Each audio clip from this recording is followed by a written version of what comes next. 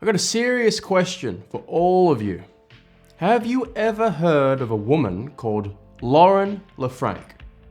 Because I bet you haven't. And let me ask you another question. Have you heard of a woman, at least I think it's a woman, called Leslie Headland? Of course you have.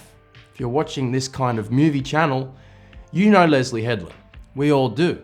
The Acolyte showrunner, a woman with no talent, who's just going to fail upwards because that's how Hollywood works.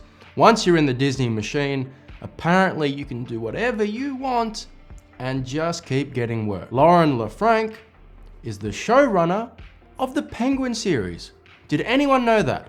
Or is anyone just going to say, Matt Reeves, Batman's Penguin universe? Give credit where credit's due.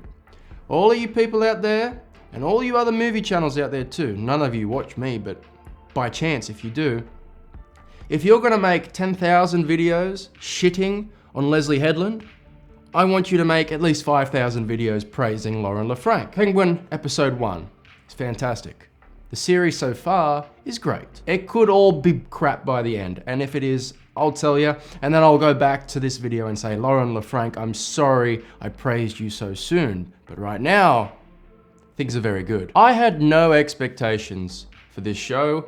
I didn't want this show. I was not excited for this show. It came out last week, I think, and it's taken me this long to watch it because I just didn't care. I'm over every side character getting their own TV show. I just don't feel like it's necessary. It takes the mystique away from certain characters that, just don't need character. They just need to be what they are, and that's what makes them what they are. When you start to learn more about a person, anyone, the mystique goes away. Jack Nicholson. We all know Jack Nicholson rarely gave TV interviews, and as such, that man has an aura and a mystique unlike most actors since, because you didn't know anything about the guy. You knew he liked to go to Lakers games and eat hamburgers on a yacht. Pretty cool, right? And that's the same situation here. Why do we want the Penguin show? Why? First episode's an hour long. The characters are all relevant, lived in, and already stand on their own. Colin Farrell's Penguin stands on his own. He doesn't need the Batman. Sophia, what's their last name? Falcone? She comes out of nowhere, not introduced in the Batman at all. First appearance here, steals the show. Incredible. The young kid that the Penguin sort of takes under his wing, no pun intended, also very good. They're not relying on anything you already know, really. They've introduced new characters here, a new cast, nothing from the Batman really, except the Penguin, and boom. Here you are, I've written good characters. I love that. I love that. This is characterization and writing that works.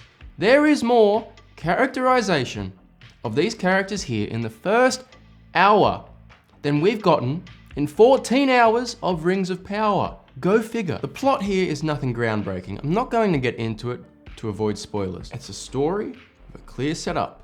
Everybody has clear motivation. Rings of Power, take note. Everything that happens makes sense and leads to the next thing. It's not going backwards. It's not, we have a preset destination. Now how do we get there? It's, well, this is how the Batman ended. The next thing to logically happen is this, and the dominoes keep falling.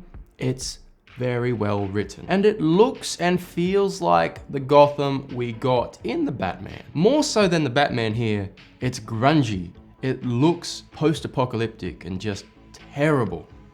There's garbage everywhere, water everywhere, sewage everywhere, destruction everywhere.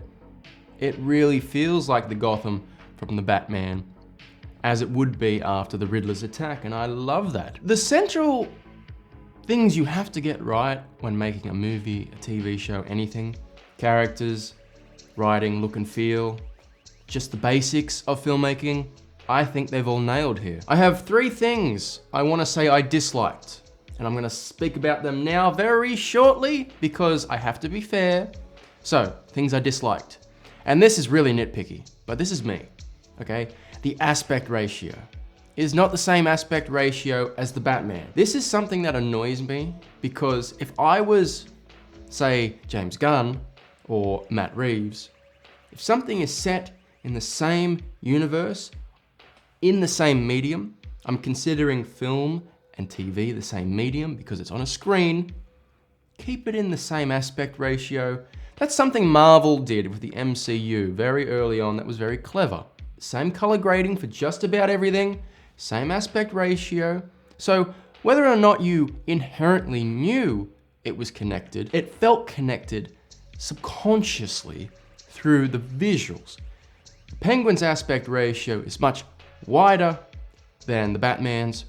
It's not a big issue, but the perfectionist OCD person I am, would love if that sort of continuity ran through the movies, the TV shows. I hate when things look drastically different. There is use of shaky cam in this that was fine, but there are moments towards the end where the camera is on the Penguin's face in like a medium close-up, just in a dialogue scene, and the camera just really was all over the place. Drastically so, almost like the cameraman slipped. Not enough to be annoying, but it is a minor nitpick I'm bringing up. And some of the CGI in this show was rough. I'm not gonna criticize the show for not having a huge budget. They did very well with the budget here, I guess, because a lot of what you see of Gotham is through cars and hidden by glass or rear view mirrors, which is a clever way to do it. But there are some shots in here where you're seeing the Penguin's car go through the cityscape of Gotham and then go through the cityscape of like rich housing estates. The rich housing estates look clear and crisp as the digital camera would capture it, whereas Gotham looks slightly blurry, and the difference was quite stark to me. So I'm not sure if it's a budget reason or if they're trying too much just to show Gotham. I don't need so much Gotham. Go to New York, which they did shoot in New York, and just shoot it ground level, medium shots, so you're not seeing too much in the distance, and you don't have to CGI all this stuff in the background. We know it's in Gotham, we'd buy it. It's a minor nitpick. Now the things I love, Colin Farrell.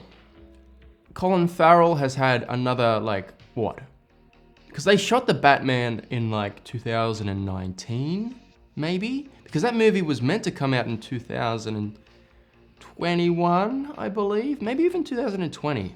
But the virus, obviously ruined all that. So Colin Farrell has had years to sit on this character, work him out, and he comes in, he's just so good. He's just inherently great to watch. It's an iconic character. Colin Farrell owns the shit out of it. It's remarkable, really, that under all those prosthetics, I can't speak this morning, I'm sorry. Under all those prosthetics, the makeup, everything, the fat suit, so much life comes out of it. It's truly remarkable to him and the makeup artists, designers. It's magic. He has a limp in this series, like a real waddle, like a penguin, like the Penguin, which I don't remember him having in the Batman movie. I haven't seen the Batman in maybe a year now, a bit longer, I'm not sure, but the waddle is so cool. And actually, I want to bring something up. I saw a review saying that Colin Farrell's performance is too comic booky for this world, and it's like, no, it's not. You buy him as this character in the world. There are people out there that just enjoy going against the grain sometimes, and they really sound like idiots. I love that this is rated R. I didn't know that.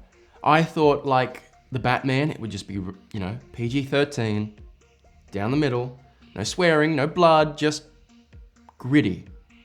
No! They're dropping F-bombs all over the place. Blood all over the place. You're talking my language now. And it fits so well.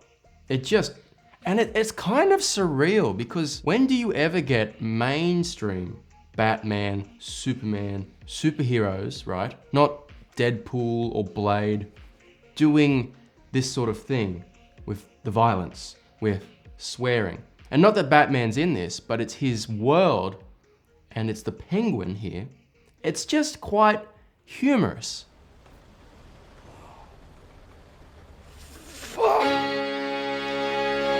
And see, this is the beautiful thing about television. They can swear in the show, and never have to swear again in the movies, and you wouldn't question it. You sort of just understand that mainstream movies can't do that, especially Batman. Like, as cool as it would be to take the violence and the language of this and weave it into a big Batman movie, I think that would still be very successful. You can't do it. Kids, you know? And that's what a perfect TV show does. Like a TV show spin-off of a movie does. It's not essential viewing. I've been saying this about Marvel. All the Marvel TV shows became essential viewing. The best TV show spin-offs are supplementary to the movies they're spinning off from. So you don't have to view it. It's not essential viewing. This show, The Penguin, is just going to enhance his character. Have a good time. 8 hours of television you'll most likely love, but it's not essential viewing for the Batman 2. That's what this does well. So far, it just feels like I can enjoy this for what it is, but it's not truly setting up massive plot points for future Batman movies. And also, I forgot to say they killed a kid in this. I know I just said we got to protect the kids, but teenagers, you can kill them. Another thing I loved was the use of comedy in this. Levity. Levity, not comedy. Penguin talks about how he likes his Aqua Fresh air freshener. He's listening to Dolly Parton CDs. Funny. He's complaining about not getting enough pickles on his burger or hot dog. Funny. Endearing us to the Penguin. Character development. It's so simple. And let me go back to Lauren LaFranc, the showrunner, who also wrote this episode. The writing is just very natural. Well done. And look, I was going to go a bit into the plot. I don't want to, for sake of spoilers. Just know it's well done. And I will finish by just sort of saying, I really loved it. I was surprised. I have not been surprised by something in a long time. As I said, no expectations. Thoroughly enjoyed it, and am looking forward to seeing more. Imagine that. Imagine a big budget TV show coming at us that made you want to watch more. Well done, The Penguin. And before I go, I will say, one more time everybody, Lauren LaFranc. That's the person that deserves the praise. Not the only person, but a big deal. Showrunner, big deal. If you want to see more reviews, I will be here every week reviewing The Penguin until it's done. If you want more, you know what to do. Dislike, do not comment, and do not subscribe. And I will see you next time. Wah, wah.